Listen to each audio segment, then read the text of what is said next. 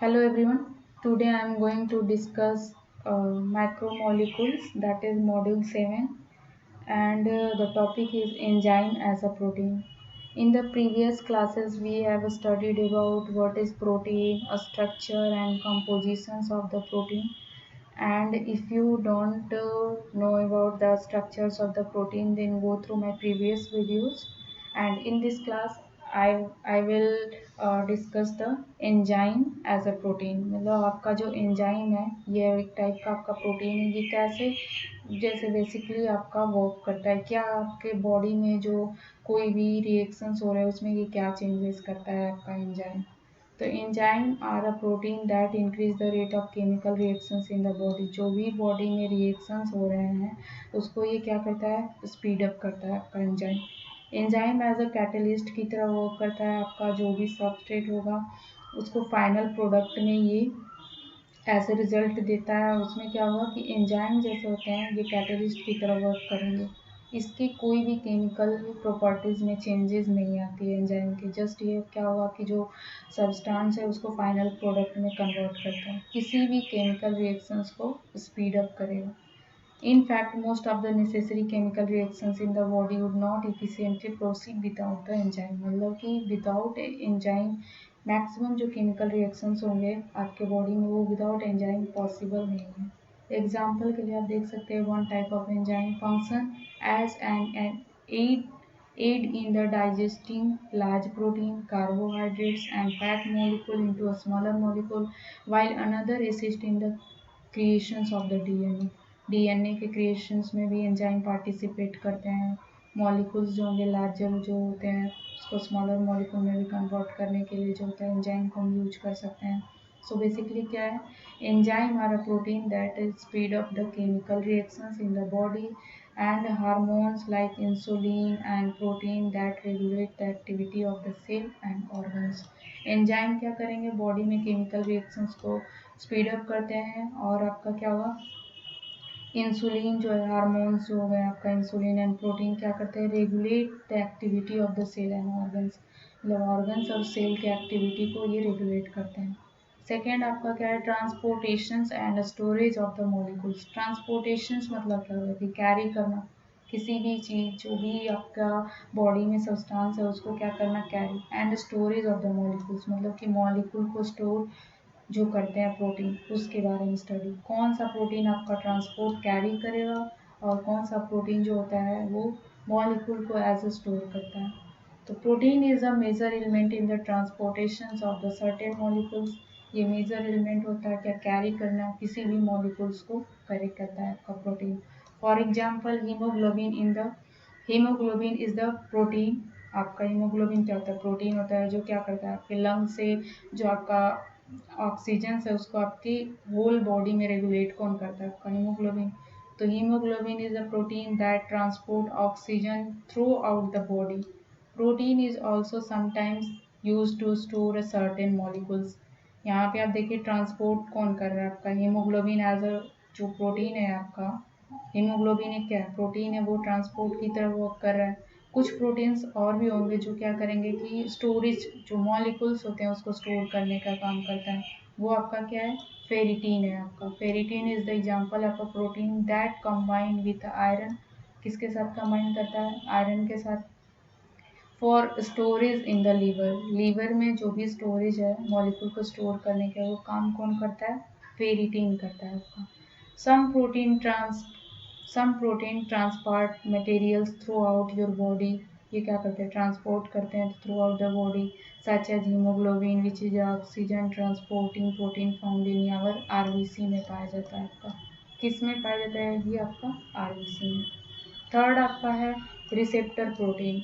Receptor protein basically होते क्या है, सो बेसिकली ये क्या है कि this protein are used in the intercellular communication. Intercellular मतलब हो गया आपका कि दो डिफरेंट मॉलिक्यूल्स के बीच में क्या करते हैं, ये कम्युनिकेशंस करते हैं। तो आप अगर रिसेप्टर्स के बारे में देखेंगे, जो प्रोटीन रिसेप्टर्स होते हैं वो बेसिकली सेल मेम्ब्रेन में पाए जाते हैं और ये क्या करता है, ये ग्रुप ऑफ सेल्स होते हैं। एग्जाम्पल के लिए जैसे कि हम लोग क्या कंसिडर करते हैं, ईयर हो गया, आई हो गया, नोज हो गया, आपका टंग्स हो गया। जो हम जैसे कि ईयर से हम लोग क्या करते हैं, आपका जैसे नोज है, नोज से हम स्मेल कर रहे हैं, तो ये एज जो हमारे बॉडी में रिसेप्टर है उसी के थ्रू हम लोग किसी भी चीज़ को स्मेल कर रहे हैं या किसी चीज़ को हम ईयर कर रहे हैं। तो वो जो हमारी जो ईयर है, उस ईयर में कुछ ग्रुप ऑफ सेल्स होते हैं एज अ रिसेप्टर वर्क करते हैं, उसी के थ्रू हम लोग क्या करते हैं, कोई भी चीज़ को सुन पाते हैं, आपका स्मेल कर पाएंगे। अलग अलग आपके जो है नर्वस सिस्टम, उसके अकॉर्डिंग अलग अलग ग्रुप ऑफ सेल्स होता है, ग्रुप ऑफ रिसेप्टर होंगे डिफरेंट, उसके थ्रू हम लोग डिफरेंट परफॉर्मेंस करते हैं। तो यही यहाँ पे दिया हुआ, this protein are use in the intercellular communication. Inter मतलब हो गया कि दो मॉलिक्यूल्स के बीच में जो कम्युनिकेशंस होता है, जैसे कि आप देख सकते हैं कोई भी इन्वायरमेंट आपका एक फर्स्ट हो गया, उससे हम लोग कोई भी हमारे हियरिंग पावर है, हियरिंग को हम लोग सुन कर रहे हैं, तो वो ग्रुप ऑफ सेल की से ही हम कर रहे हैं। तो receptor are basically group of cell that will communicate between the intercellular in this.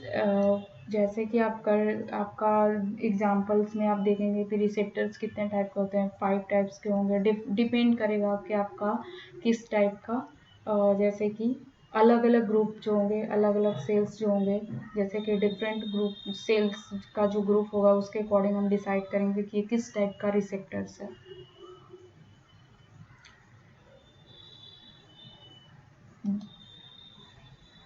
फिर आपका फोर्थ है आपका protein as a structural element है। आपका प्रोटीन जो है वो क्या है, स्ट्रक्चरल एलिमेंट की तरह। They do most of the work in the cell.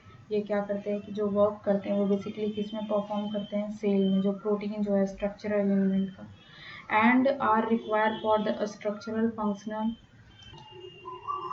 and regulations of the body's tissue and organs.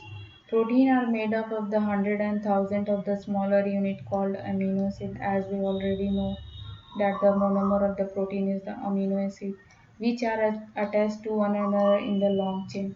ये जो लॉन्ग चेन है ये आपका स्ट्रक्चर के अकॉर्डिंग है कि प्रोटीन जिस टाइप का आपका प्रोटीन है, तो लॉन्ग चेन के फॉर्म में फॉर्म करते हैं आपके protein. These protein provide structure and support for the cells. क्या करते हैं कि ये प्रोटीन क्या करेंगे, स्ट्रक्चर प्रोवाइड करते हैं, सपोर्ट फॉर द सेल। तो यहाँ पे आप देख रहे हैं कि प्रोटीन क्या हो रहा है, एज ए स्ट्रक्चरल एलिमेंट की तरह भी वर्क करता है आपका। अब आपका नेक्स्ट है फंक्शंस ऑफ द प्रोटीन। ये आपका फंक्शंस हो गया, डिस्क्रिप्शंस हो गया, उसके एग्जांपल होंगे। एंटीबॉडी क्या होगा, antibodies binds to a specific foreign particles such as the viruses and bacteria to help the protect the body। इसमें क्या होगा, आपका एग्जांपल क्या हो जाएगा, आपका इम्यूनोग्लोबुलिन जो है आपका वो एग्जांपल है एंटीबॉडीज का। फिर सेकंड क्या है, एंजाइम की तरह का अगर प्रोटीन फंक्शन करेगा, तो enzyme carry out almost all the thousands of the chemical reaction that take place in the cells. जो भी सेल्स में आपका केमिकल रिएक्शंस होते हैं वो आपके किसके थ्रू हो रहा है, एज अ एंजाइम के थ्रू। सो इसका क्या है आपका फिनालाइन जो है आपका हाइड्रो ऑक्सीलेज है, ये इसका एग्जांपल है। मैसेंजर की तरह अगर आपका प्रोटीन वर्क कर रहा है, तो messenger protein such as sometimes of hormones transmit signal to the coordinate biological process between the different cell tissue and organs. इसमें क्या होगा, आपका एग्जांपल ग्रोथ हार्मोन्स हो गया।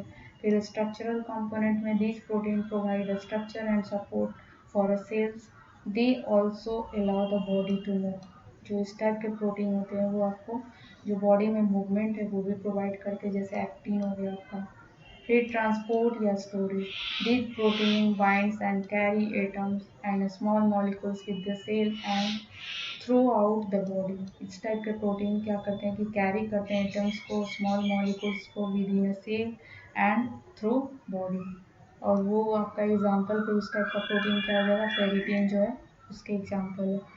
तो ये आपका था एज अ होल माइक्रोमोलिक्यूल्स जो थे उसके बेसिस पे प्रोटीन के स्ट्रक्चर्स, एज प्रोटीन कैसे एंजाइम की तरह वर्क कर रहा है, कैसे रिसेप्टर की तरह वर्क करेगा, and then finally functions of the protein. That's all, thank you.